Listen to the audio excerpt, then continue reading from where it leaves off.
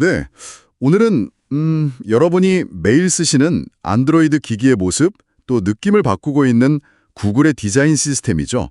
머티리얼 디자인 3, 그리고 그 최신 확장판인 머티리얼 3 익스프레시브에 대해 좀 자세히 알아보려고 합니다. 네. 저희가 공식 문서나 블로그, 또 연구 결과 같은 여러 자료를 좀 찾아봤는데요. 이걸 바탕으로 이게 도대체 뭐고 또 왜 나왔는지, 그리고 이게 여러분의 스마트폰 사용 경험에 어떤 영향을 미칠지 좀 속 시원하게 파헤쳐보는 그런 시간을 갖겠습니다. 네, 기대됩니다. 우선 머티리얼 디자인 3, 이걸 줄여서 보통 M3라고 부르죠. 그렇죠. 이게 구글이 만든 어떤 디자인 규칙 같은 거잖아요. 도구 모음이기도 하고요.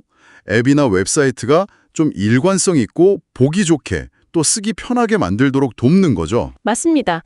2014년에 처음 나온 머티리얼 디자인의 가장 최신 버전이고요. 벌써 꽤 오래됐네요. 네, 근데 시간이 지나면서 그냥 깔끔하고 정돈된 걸 넘어서 좀 더 사용자 개인에 맞춰지고 또 개성을 표현할 수 있는 그런 디자인에 대한 요구가 점점 커졌어요. 아, 개인화요? 네, 그래서 머티리얼 U라는 개인화 기능을 거쳐서 이번엔 표현력을 더 강조한 머티리얼 3 익스크레시브가 등장한 겁니다. 표현력이라. 이게 그냥 예쁘다는 거랑은 좀 다른 의미겠죠? 그렇죠. 훨씬 깊은 의미가 있습니다. 구글은 왜 이렇게 표현력에 집중했을까요?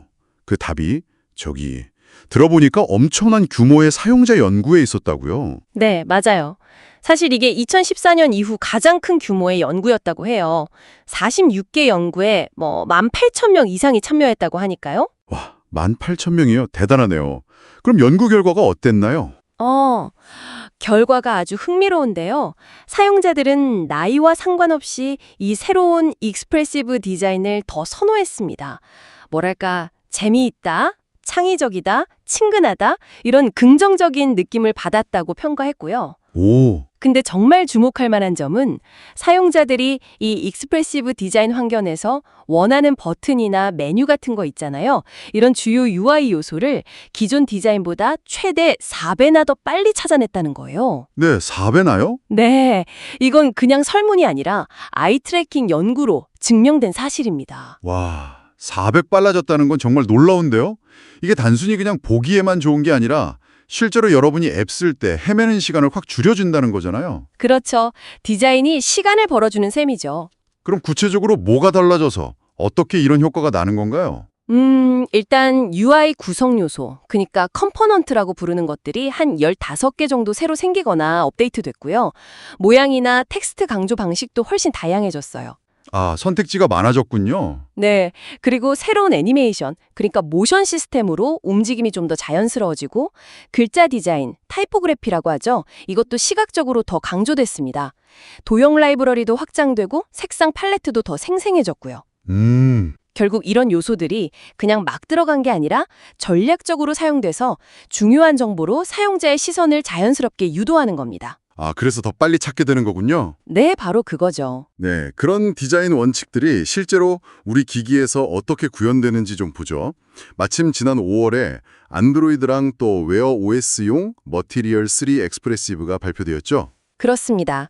목표는 기기 사용을 더 유연하고 개인적이고 또 한눈에 정보를 파악하기 쉽게 만드는 거예요. 머티리얼 U를 기반으로 하는데 특히 동적 색상 기능이 강화된 게 특징입니다. 색깔 싹 바뀌는 거 그거 맞죠? 네, 맞아요. 그거요. 여러분이 스마트폰 배경화면을 바꾸면 그 색상 톤에 맞춰서 앱이나 시스템 UI 색깔까지 자동으로 변하는 기능이죠. 그게 꽤 재밌더라고요.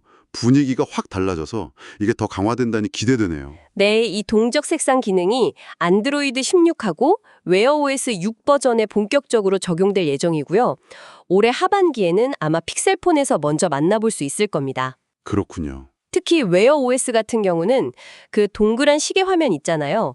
거기에 최적화된 부드러운 스크롤 애니메이션 같은 뭐랄까 시각적인 즐거움도 더해질 예정이고요.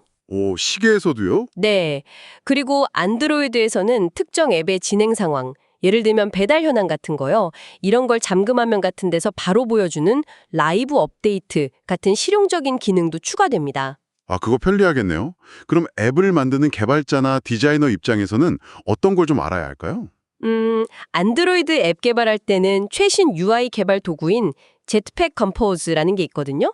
이게 M3랑 M3 expressive를 모두 지원합니다. 아, jetpack compose요? 앱에 비교적 쉽게 구현할 수 있죠. 다만 관련 라이브러리 설정을 추가해야 하고 일부 기능은 아직 실험 단계일 수도 있습니다. 그렇군요. 디자이너는요? 디자이너들은 업데이트된 피그마 디자인 키트나 머티리얼 핀 빌더 같은 디자인 도구를 활용할 수 있습니다. 이런 도구를 통해서 새로운 시각 요소들을 디자인 단계에서 미리 적용하고 테스트해 볼 수 있는 거죠. 자, 그럼 이제 좀 정리를 해볼까요? Material 3 Expressive. 이게 단순히 디자인만 바꾼 게 아니라는 거네요. 그렇죠. 대규모 사용자 연구를 통해서 보기 좋음이랑 쓰기 편함, 이 두 가지를 동시에 잡으려는 머티리얼 디자인의 의미 있는 진화다, 이렇게 볼 수 있겠네요. 네, 정확합니다. 모션, 색상, 모양, 타이포그래피 같은 요소들을 개선해서 결국 여러분이 디지털 기기를 더 직관적이고 즐겁게 사용하도록 돕는다는 거죠.